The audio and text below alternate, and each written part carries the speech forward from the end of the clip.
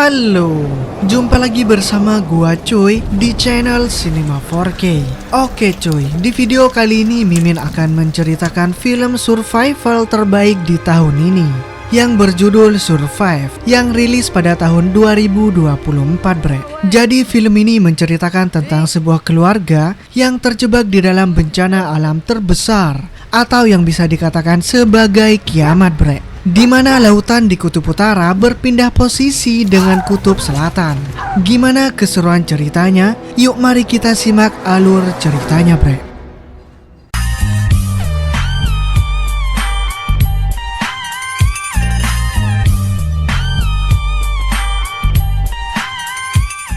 Film dibuka dengan kehidupan di dasar laut yang penuh dengan batu karang dan juga ikan-ikan kecil.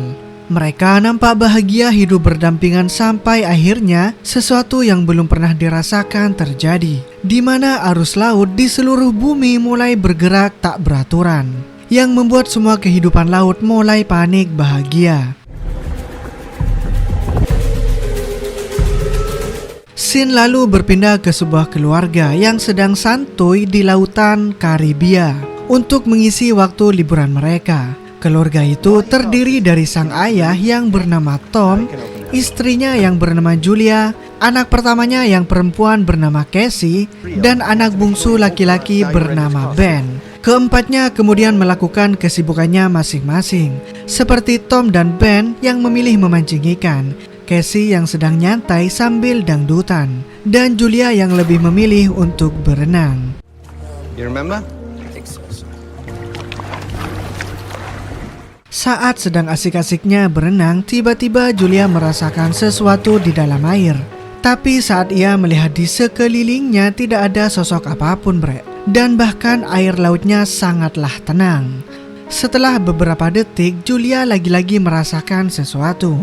Dan saat dirasakan, ternyata itu adalah arus laut yang mulai menyeret Julia menjauh dari kapal. Tak cuma itu, kompas di dalam kapal juga mulai berperilaku aneh dan terus-terusan berputar-putar tanpa henti.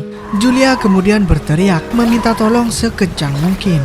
Namun Casey yang sedang mendengarkan lagu DJ tidak mendengarkannya bre. Begitu pula dengan Tom dan Ben yang sedang strike ikan besar. Okay, give it some slack.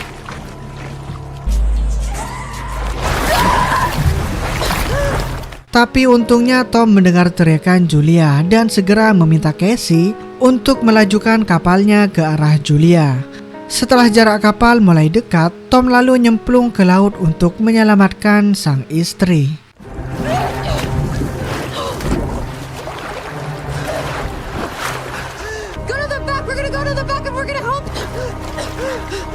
Setelah Julia berhasil diselamatkan, ia memberitahu keluarganya kalau dirinya tiba-tiba terseret menjauh, seolah-olah air laut ini berjalan ke arah selatan.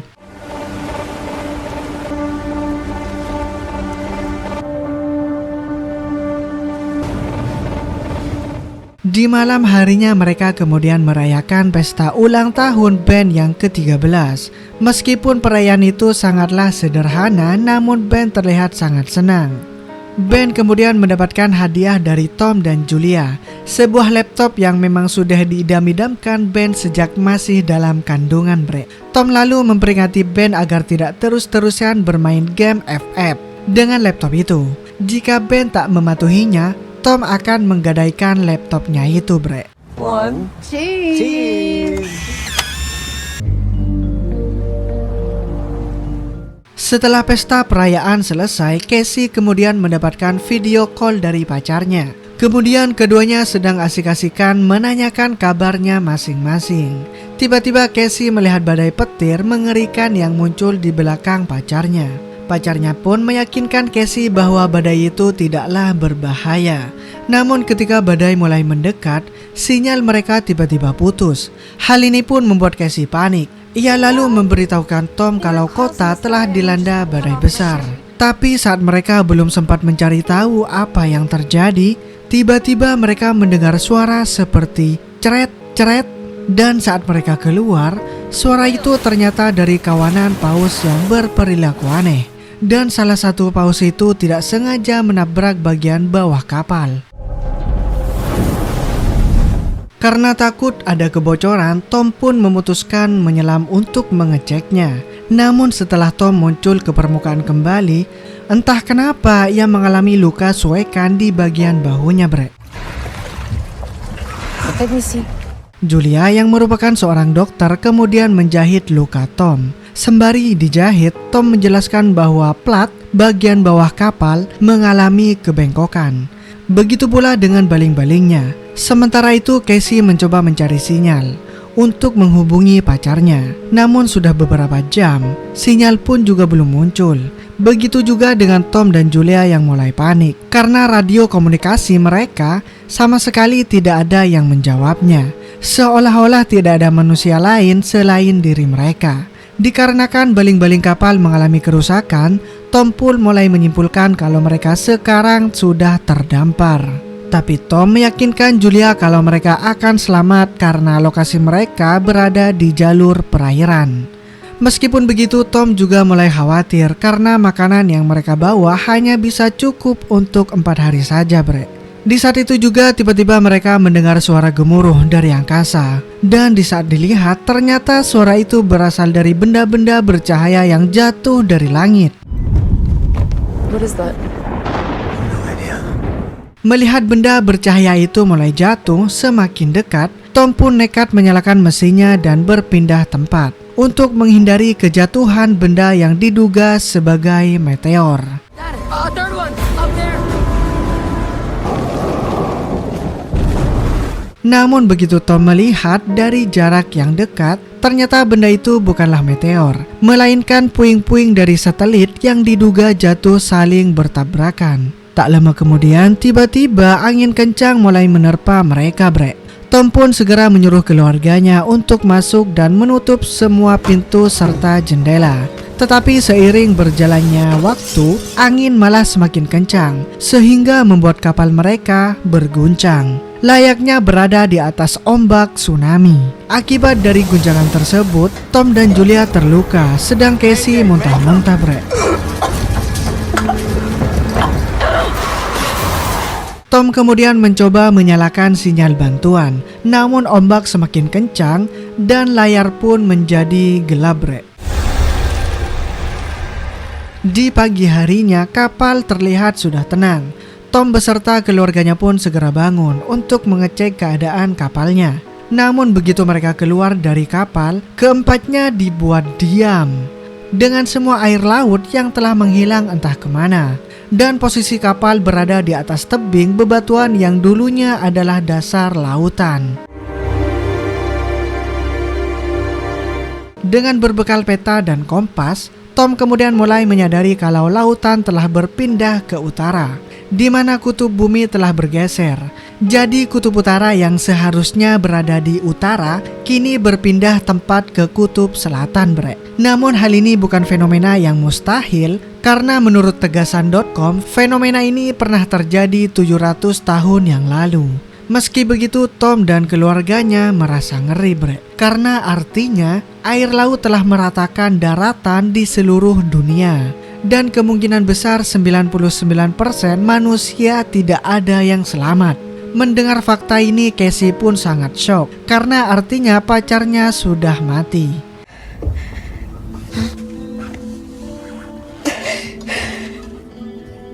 Julia kemudian mulai mengumpulkan perbekalan, sedangkan Ben menerbangkan balon sisa pesta semalam agar para penyintas yang selamat bisa melihat keadaan mereka. Tom kemudian iseng mengirimkan sinyal radio, siapa tahu ada yang menjawabnya, ya kan? Dan saat ditunggu beberapa menit, ternyata ada seorang pria yang menjawab komunikasi dari radio Tom. Pria itu bernama Nuto, yang merupakan kapten kapal selam kecil, di mana sebelum bencana Nuto dan satu rekannya sedang menjalankan misi di dasar laut. Dan itulah mengapa Nuto masih selamat, bre. Nuto kemudian memberitahu Tom bahwa dirinya melihat tanda-tanda gerakan sistematik yang menandakan kalau kutub akan berbalik ke semula, sehingga lautan akan kembali dalam waktu sekitar 1 minggu. Maka dari itu Nuto menyarankan Tom beserta keluarganya untuk mencari tempat yang lebih tinggi, karena perpindahan laut akan menciptakan mega tsunami yang sangat tinggi. Karena Tom dan Julia adalah orang tua yang mementingkan kehidupan anak-anaknya, Tom pun menanyakan kepada Nuto, apakah ia bisa menyelamatkan kedua anaknya. Nuto pun menjelaskan bahwa kapal selam miliknya sangatlah kecil dan hanya bisa diisi oleh 3 orang saja, bre. Tapi untungnya rekan Nuto baru saja meninggoy karena diserang oleh kepiting buas, sehingga kini masih ada tempat untuk kedua anak Tom. Nuto lalu memberitahukan titik koordinatnya kepada Tom, yang jika ditempuh dengan berjalan kaki bisa memakan waktu selama 3 hari. Mengingat lautan akan kembali dalam seminggu, Tom pun meminta Julia dan anak-anaknya untuk segera berkemas-kemas. Saat mereka sedang berkemas-kemas, tiba-tiba Tom melihat seorang pria dengan seekor anjing yang sedang berjalan ke arahnya. Tanpa pikir panjang, Tom pun segera pergi ke pria tersebut untuk menawarkan sedikit air. Tom lalu mendapati kalau pria itu terluka di bagian kakinya.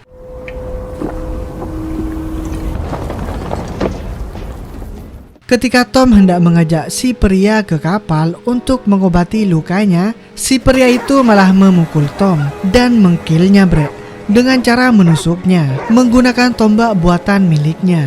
Pria tak tahu balas budi itu pun kemudian lanjut menyerang Julia dengan melemparkan tombak ke arahnya. Tapi untungnya tombak itu meleset dan hanya mengenai bahunya Julia.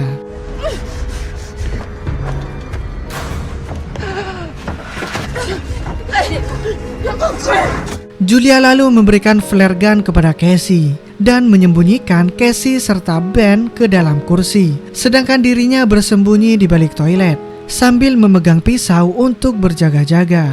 Si pria yang kita sebut saja namanya si Pao kemudian berhasil mendobrak pintu kapal lalu memakan makanan milik mereka, bre. Setelah itu Pao mencari Julia ke dalam toilet, tapi untungnya Julia sudah pergi lebih dulu melalui lubang kecil yang tersembunyi di bawah kapal. Namun sayangnya hewan hitam milik Pao muncul dan mencoba menyerang Julia. Hal ini pun membuat Julia terpaksa membunuh hewan tersebut. Melihat hewan kesayangannya terbunuh, si Pao pun semakin murka. Ia lalu mengejar Julia ke sana ke sini, sampai akhirnya Pao berhasil menangkap Julia, bre, di dekat persembunyian Casey dan Ben. Melihat ibunya hendak terbunuh, Casey pun memberanikan diri menembak Pao menggunakan flare gun. Tembakan itu berhasil menjatuhkan Pao, namun percikan yang dihasilkan mulai membakar seisi kapal. Julia segera mengambil semua peralatan medis, perbekalan, dan peta. Setelah itu Julia segera membawa kedua anaknya pergi menjauh dari kapal yang mulai kebakar hebat.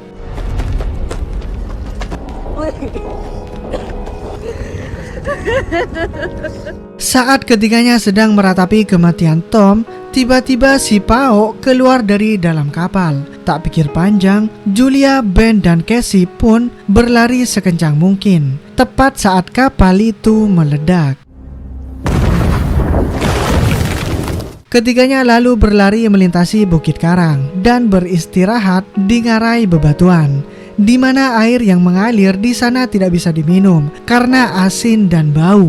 Di sini Ben mulai menyalahkan dirinya sendiri, bre, karena dirinya lah yang menyebabkan si Pao datang setelah menerbangkan balonnya itu. Namun Julia menyatakan kalau itu bukan salah Ben, melainkan sudah takdir, bre.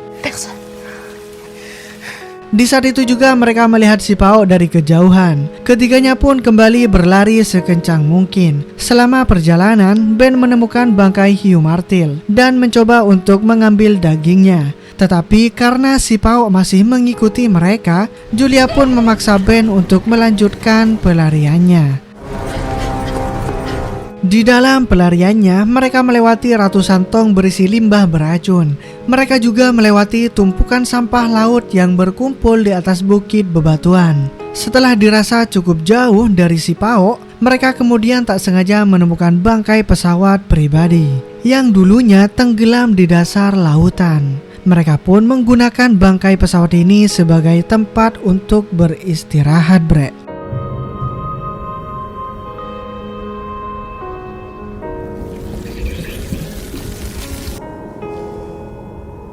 Di malam harinya, saat semuanya sudah bobok, Casey tiba-tiba terbangun karena kebelet untuk pipis. Casey lalu keluar dari pesawat untuk pipis. Tapi tanpa Casey sadari, ternyata Pao baru saja tiba di sana dan bersiap untuk mengkill si Casey.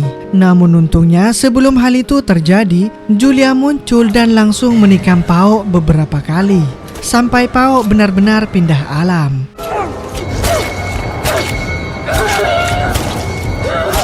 Alhasil, kini Julia pun lega karena sudah tidak ada lagi ancaman yang bisa membahayakan anak-anaknya.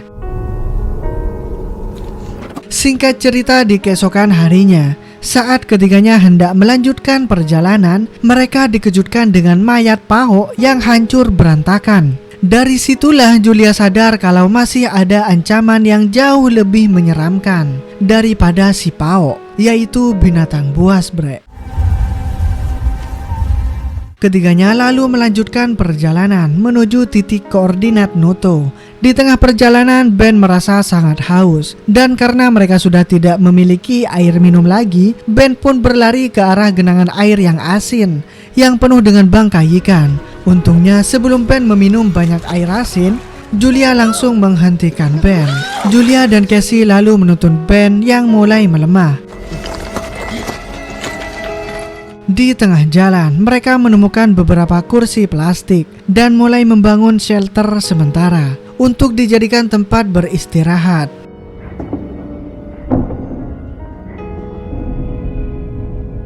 Setelah shelter jadi, Julia kemudian menyuntikkan Ben dengan vaksin sehingga bakteri yang ada di dalam tubuh Ben mati mengenaskan. Singkat cerita, ketika hari sudah mulai gelap, Julia tiba-tiba mendengar suara-suara aneh dari luar. Ia pun keluar dari shelter. Dan betapa terkejutnya Julia saat melihat ribuan kepiting Alaska muncul dari balik bukit. Julia pun langsung membangunkan anak-anaknya dan lari sekencang mungkin dari kejaran kepiting tersebut, bre. Selama pelariannya, mereka melihat sebuah kapal barang besar di mana ternyata ada beberapa orang yang masih selamat, bre, sedang memunguti botol-botol air mineral. Julia lalu meminta pertolongan kepada mereka, namun mereka menolak dan malah mengunci diri di dalam kontainer. Alhasil, Julia, Casey, dan Ben pun memilih menaiki kontainer tersebut, di mana saat Julia menaikinya, kaki Julia tercabik-cabik oleh kepiting Alaska tersebut. Di saat itu juga para kepiting menemukan lubang masuk ke dalam kontainer. Mereka pun mulai masuk dan memakan semua orang yang ada di dalam kontainer. Sementara itu, Julia tiba-tiba pingsan akibat gigitan kepiting. Julia terbangun dan mendapati Ben serta Casey sudah menghilang. Tak cuma itu saja, angin kencang juga mulai melanda wilayah tersebut, bre, yang menandakan kalau kutub akan kembali ke semula. Julia akhirnya bertemu lagi dengan Casey dan Ben. Ketiganya lalu masuk ke dalam kontainer untuk mengambil senapan dan beberapa perlengkapan. Selagi menunggu angin kencang mereda, Julia membakar luka di kakinya dengan bubuk museum. Setelah angin menghilang, ketiganya lalu menghubungi Noto melalui telepon satelit milik salah satu mayat dalam kontainer. Noto memberitahu Julia kalau perkiraannya tentang kembalinya lautan itu sebelumnya itu salah, di mana lautan bakal kembali ke semula pada hari ini tepatnya 3 jam lagi. Untuk mengetahui lokasinya, Noto pun menembakkan flare gun yang kemudian dilihat oleh Ben serta Julia. Tanpa pikir panjang, ketiganya pun segera pergi ke Noto yang jaraknya lumayan jauh, bre. Meskipun begitu, ketiganya terus berjalan sampai tibalah mereka di ngarai yang penuh dengan batu karang.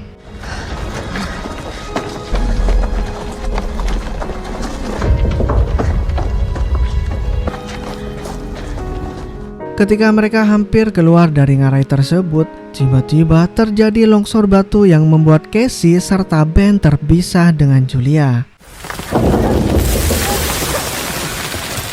Mengingat waktu tinggal 1 jam lagi sebelum lautan datang, Julia pun meminta Casey untuk membawa Ben ke Nuto secepat mungkin. Namun sebelum pergi, Casey dan Ben memberitahu Julia bahwa mereka sangat menyayanginya, bre. Keduanya pun lalu berlari ke kapal selam kecil milik Nuto. Sesampainya di sana, Casey mendapati kalau Nuto sedang sekarat akibat serangan kepiting. Sadar kalau dirinya akan meninggal, Nuto pun menyarankan Casey untuk menjemput Julia, sehingga mereka bisa masuk ke dalam kapal bersama sang ibu. Tanpa pikir panjang, Casey pun berlari kembali ke ngarai untuk menolong Julia. Sementara Julia yang sudah putus asa dikejutkan dengan munculnya ratusan kepiting. Sebagai wujud perlawanan terakhirnya, Julia pun menembaki kepiting-kepiting itu, bre, dengan senapannya. Namun karena terlalu banyak, Julia pun kehabisan peluru. Dan ketika Julia sudah pasrah akan kematiannya, tiba-tiba Casey muncul dari balik batu. Casey lalu mengeluarkan semua tenaganya untuk menarik ibunya keluar. Setelah berhasil, keduanya segera berlari ke kapal selam sambil dikejar oleh ribuan kepiting Alaska. Julia, Casey, dan Ben kemudian naik ke atas kapal, sehingga para kepiting tersebut tidak bisa menggapainya. Sedangkan Nuto harus jadi santapan sang kepiting, bre. Setelah ketiganya masuk ke kapal, mereka dikejutkan dengan datangnya mega tsunami yang baru balik dari kutub utara.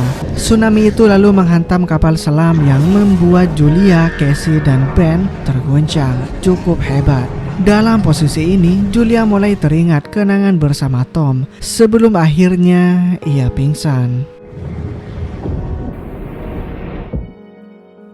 Beberapa saat kemudian, ketiganya kemudian tersadar dari pingsannya dan mendapati kalau kapal selam telah berhenti berguncang. Mereka kemudian keluar dari kapal selam tersebut, bre, dan menemukan diri mereka berada di pantai dekat kota besar yang sudah hancur lebur akibat mega tsunami ini. Film ini lalu ditutup dengan Julia, Casey, dan Ben yang berpelukan dan siap menghadapi kehidupan selanjutnya.